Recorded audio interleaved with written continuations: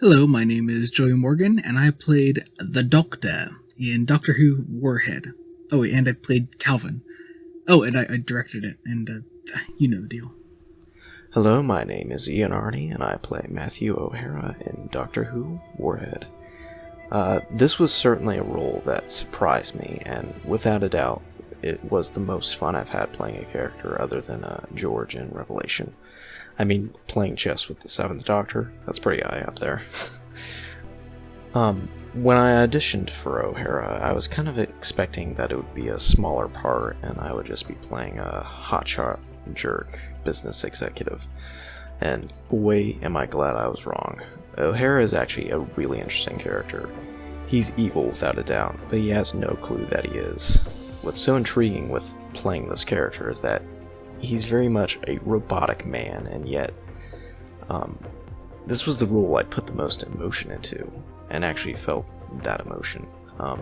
Him choosing his wife and his reaction to the birth of his son is so extremely robotic and inhuman, yet he still cares in his own weird, messed up way.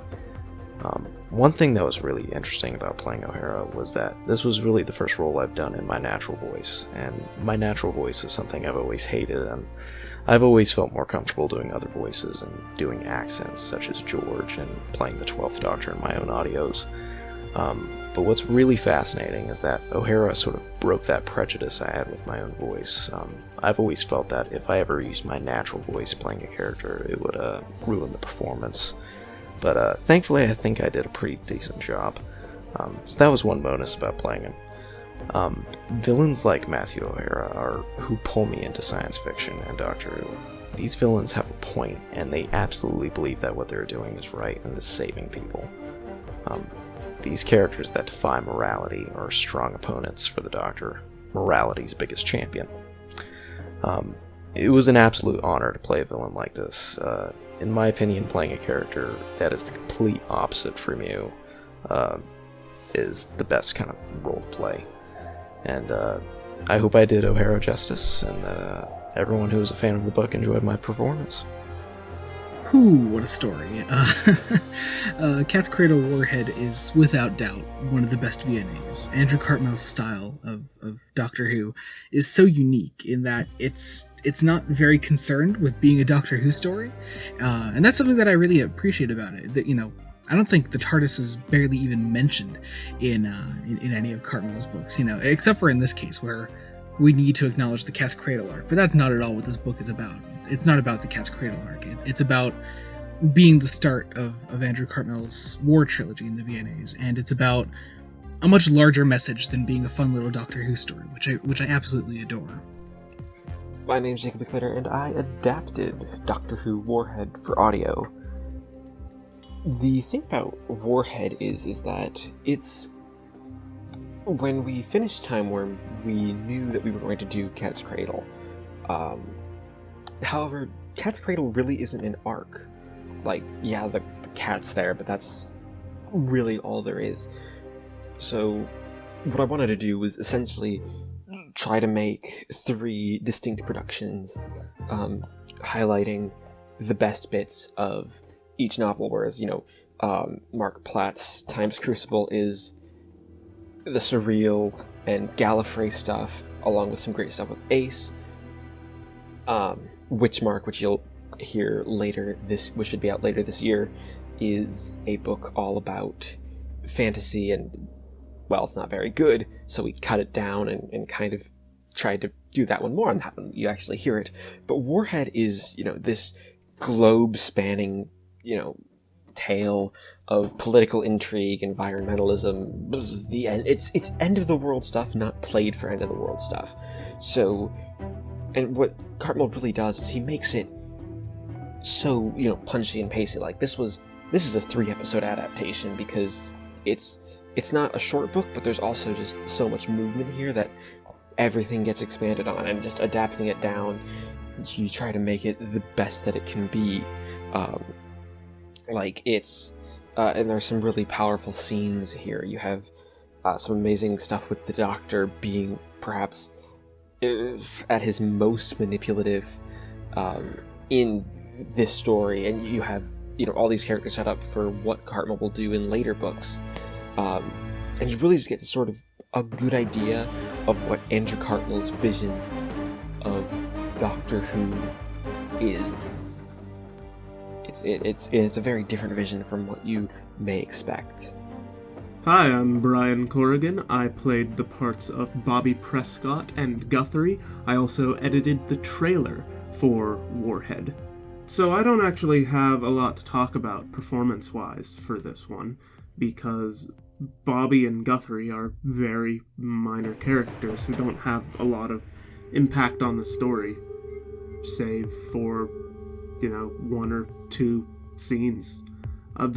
They were both fun to play, I'll tell you that. Very different characters, too. If you don't remember, a couple adaptations ago, I played a kid named Chad Boyle, who was one of the main antagonists of that adaptation. Basically, how I characterized Bobby in my head was a teenage Chad Boyle who also happened to be North American and obsessed with books.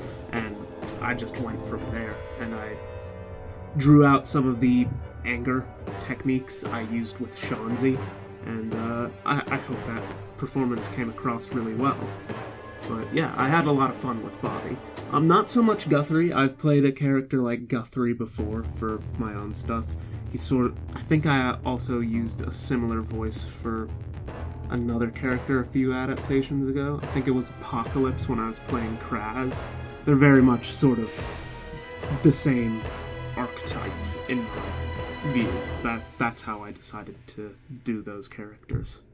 What I think is more interesting for me to talk about with this one, though, is the process behind editing the trailer.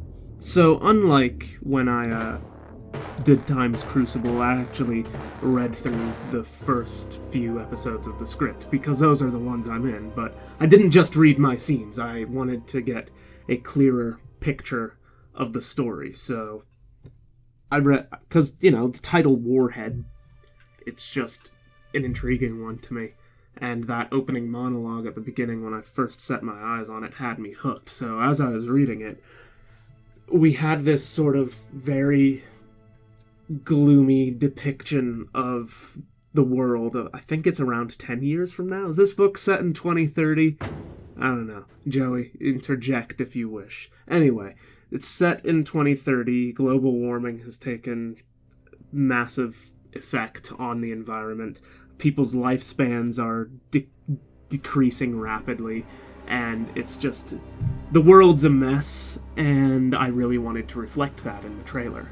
But yeah, so we set up this really, really sad depiction of the future, and then we also have talks about cryogenics and transferring consciousness, and it just paints this whole sort of really, for me, I think humanity will probably go that way. I've got a very cynical view on it, so it's a very real depiction of how I think the world's gonna go, and it's a really depressing one too.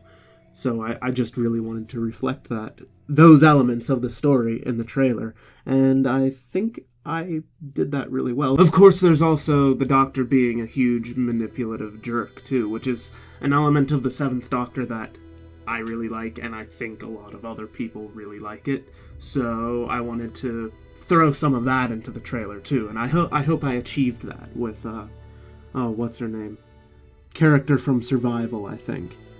Her conversation with the Doctor at the beginning really sticks out to me as a very, very sort of subtle but nice character deconstruction of the Doctor, or at least in this incarnation, and it was just too good for me to leave out of the trailer. I had to put some mysterious Sylvester McCoy business in there. I really like that side of the Doctor, so that's in there too. Picking out a piece of music for the trailer was really hard, though, because I like to think that Doctor Who's music is very electronic, and if it's something that's meant to be replicating that 80s feel, I think it needs to have synth in it. So I want to do that with the trailer. So I go out and I find, different bits of music that I think would be suitable for a trailer. Obviously, synthwave. The problem is, not a lot of synthwave goes into, like, really depressing territory. It's all sort of high energy or upbeat, and I'm not gonna lie, I had to work to find the track that I used for the trailer. So yeah, no, I'm really pleased with how it turned out. I think it's probably my second favorite out of the three I've done for Joey. So yeah, that's a wrap on me. Hello, I'm Caleb Hott, and I play Patrick O'Hara in Doctor Who Warhead. This was a great script, an excellent script. I got it. I started reading it. I was hooked. I was in suspense. It's got loads of interesting characters. It's one of the Doctor's great master plans, which is always so fun to watch or listen to or read about, which is one of the reasons why I'm quite happy that the Seventh Doctor has had a lively life in TV, audio, and novels. And in this case, audio adaptations of novels. As I said, I play Patrick O'Hara, who is a young child, and that was a bit of an interesting challenge. I'm still not entirely sure if I did a convincing job as a kid. The voice sounded really weird to me when I heard it in the trailer, but I hope it worked for everybody. I mean, they had the recording of me using that voice when I was cast, so they knew what they were getting into. So hopefully it was sufficient. I did my best. But yeah, this is a great script, and I'm excited to listen to it. And yeah, once again, I'd just like to thank Joey and everybody for letting me be part of this. The Doctor's kind of evil in this one, isn't he? He's really messed up in this. He acts as... I've seen him in this book described as a sort of angel of death, visiting people just before their passing. And it's a really messed up way of looking at it, but really apt. And I had a really fun time playing that aspect of the Doctor. It's very dark, very devious, and very... I don't want to say godlike, but it's authoritative in that way. He looks down on humans as below him, which one could argue the Doctor shouldn't do, but it's an aspect of this story that I really enjoy and particularly enjoyed playing. Hello everyone, my name is Mason Peters and I play Peterson in Warhead. Gosh, doing this project has been extremely fun for me for a couple reasons. One, it is my own personal debut into the world of Doctor Who audio acting. And this is also my current favorite VNA, because I think I'm actually one of the few people a part of this project who's actually reading the VNAs. I'm actually right about where Joey is right now. I think I'm one behind at time of recording, but I've still read most of them. And I gotta say, reading the adaptation was really interesting because, like, on one hand, because it's a 3-part story, obviously it can't do everything that Warhead could do, because Warhead is a very big story with a lot of moving parts. So obviously it's not going to be as detailed as the original novel. But it still does a really good job in taking the core ideas and taking scenes that are, like, really good and portraying them in a way that allows the story to still be told even though you're not being given as much detail. Yeah, I really like this book, and I'm really happy I was able to be a part of the audio adaptation of this done by Security Kitchen Productions.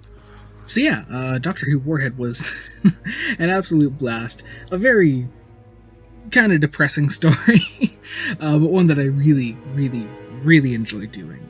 It was an absolute blast. Loved the cast. Loved the script, of course, because, Cartmel and Jacob adapted it wonderfully. Just a great story. Love doing this one. Can't wait for the next one. Can't wait for especially the one after that. So thank you for sticking around with the novel adaptations, and I guess until next time.